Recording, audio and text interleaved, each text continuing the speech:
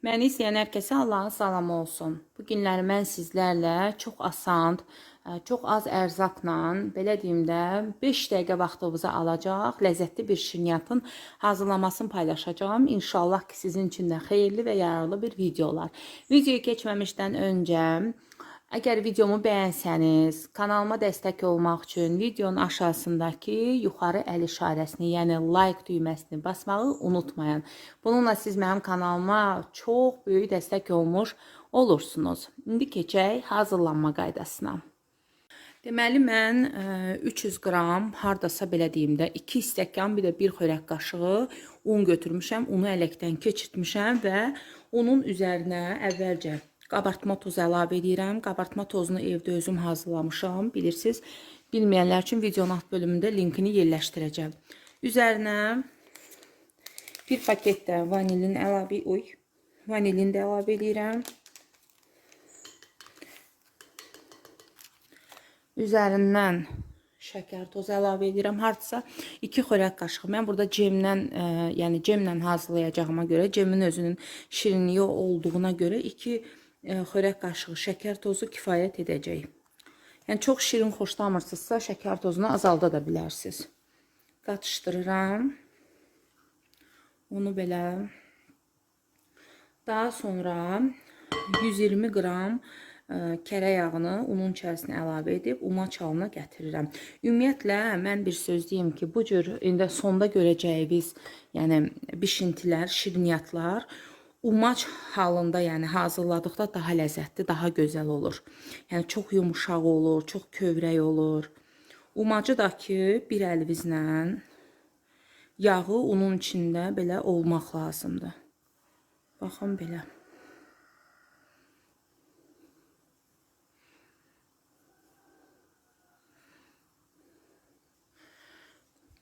Və gördüyünüz kimi umac artıq hazırdır. Umac hazır olduqdan sonra unun ortasında oyu qaçıram. Bir ədəd yumurta əlavə edirəm. Həm sarısı, həm ağı. Və üzərindən qatıq əlavə edirəm. Qatıq da 120 qram. Belə deyim də, bir stəkandan, bir stəkan başından 2 barmaq aşağı. Qatığı da əlavə edirəm.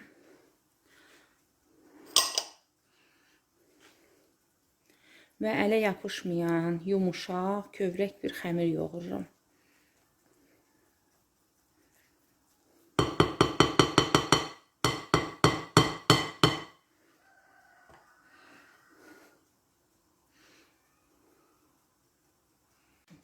Belə bir yumuşaq, ələ yapışmayan xəmir yoğururam.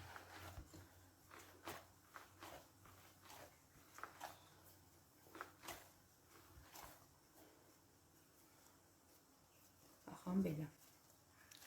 Xəmiri bir 5 dəqiqə saxlayıram elə stolun üstündə.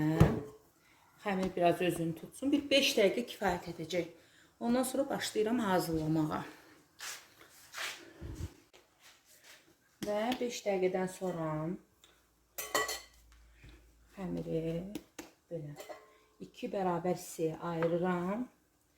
Birini saxlayıram, birini də qoyuram kənarda qalsın. Və bu xəmiri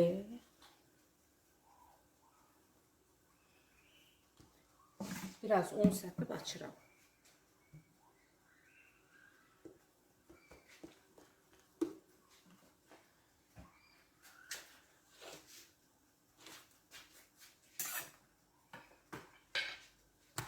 Və başlayıram açmağa.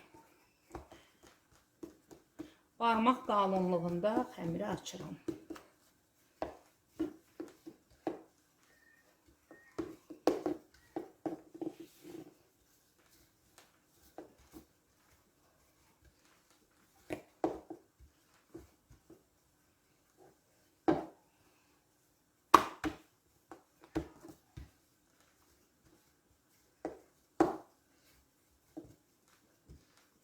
Və xəmiri yaydıqdan sonra xəmirin qalınlığı baxın belə. Yəni bu qalınlıqda olur. Xəmiri yaydıqdan sonra mən alma celindən istifadə edəcəm. Siz istədiyiniz celindən istifadə edə bilərsiniz. Bu alma cemini də özüm hazırlamışam. Hazırlama qaydasını videonun alt bölümündə qeyd edəcəm. İstəyən baxıb hazırlaya bilər.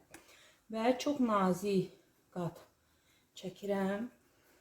Kənarlarından elə bir bu boyda yer məsafə qoyaraq. Belə bu şəkildə çəkirəm.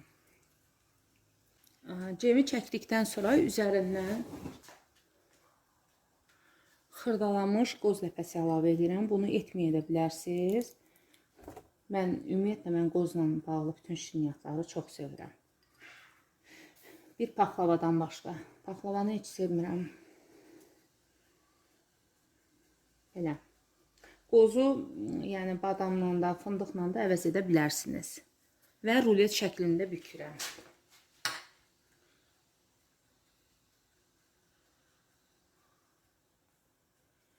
Belə rulet şəklində bükürəm.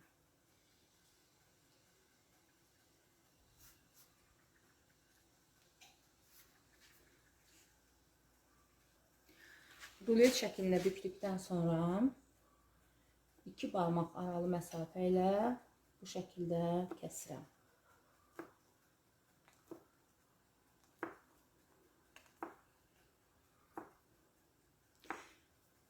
Belə.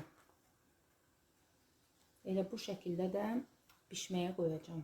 Yəni də çevirməyəcəm də. Baxın belə. Bu şəkildə də qoyacağım bişməyə. Bu arada sobanı da əvvəlcədən 170 dərəcədə isidirəm, alt-üst rejimdə.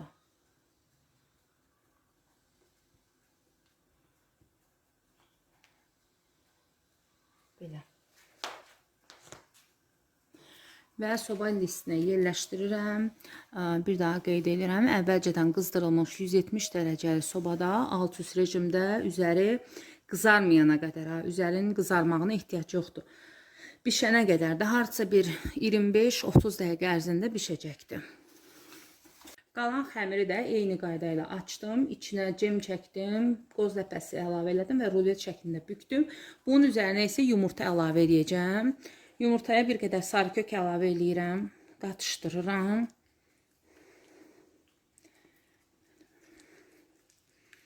Və çəkirəm. Hər tərəfindən yumurta çəkirəm. Belə.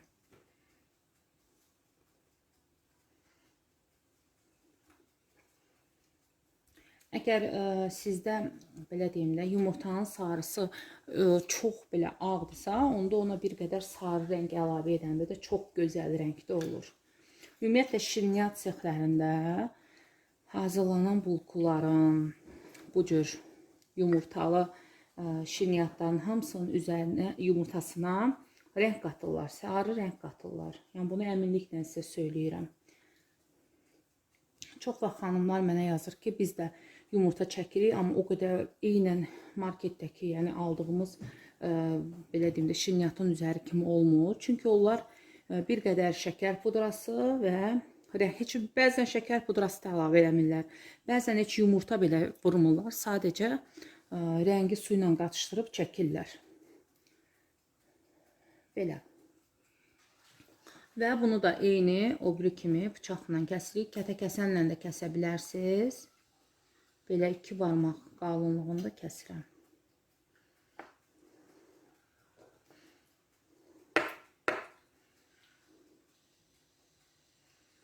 Bunlar bişdikdə şişirlər, ona görə çox böyük kəsməyə ehtiyac yoxdur.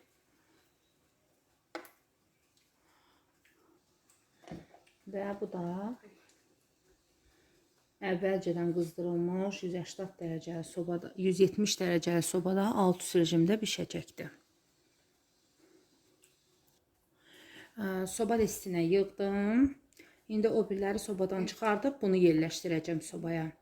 Ümumiyyətlə şirniyyat isti sobaya yerləşməlidir. Yəni bu cür şirniyyatlar mütləq əvvəlcədən qızdırılmış sobaya girməlidir ki, xəmir yaxşı şişsin. Və gördüyünüz kimi artıq hazırdır hər ikisi.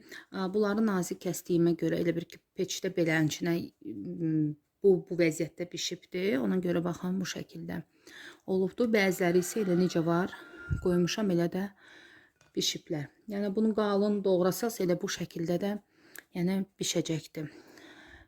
Hər ikisi çox gözəl bişib. Baxın, bunların da üzərinə şəkər kirşanı əlavə elədim. Bunu etməyə də bilərsiniz. Etdikdə daha gözəl görünür üzəri. Baxın, altı da belə bişib. Baxın, necə kövrək, çox kövrək bir xəmirdir, baxın. İçərisi də çox gözəl bişibdir.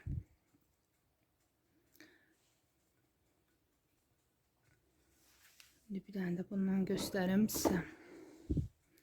Bu da çox kövrək bir. Qaldıqca inanın ki, bir həftə belə qalsa, yəni boyatlanmayacaq. Necə var, baxın, pambıq kimi. Hazırlayın. İnşallah ki, bəyənərsiniz. İnşallah ki, göz haqqınızı halal edərsiniz. Allah hər kəsin süfrəsini bol ruzu bərəkətli etsin. Heç kimin gözü heç kimin qazanda qalmasın inşallah.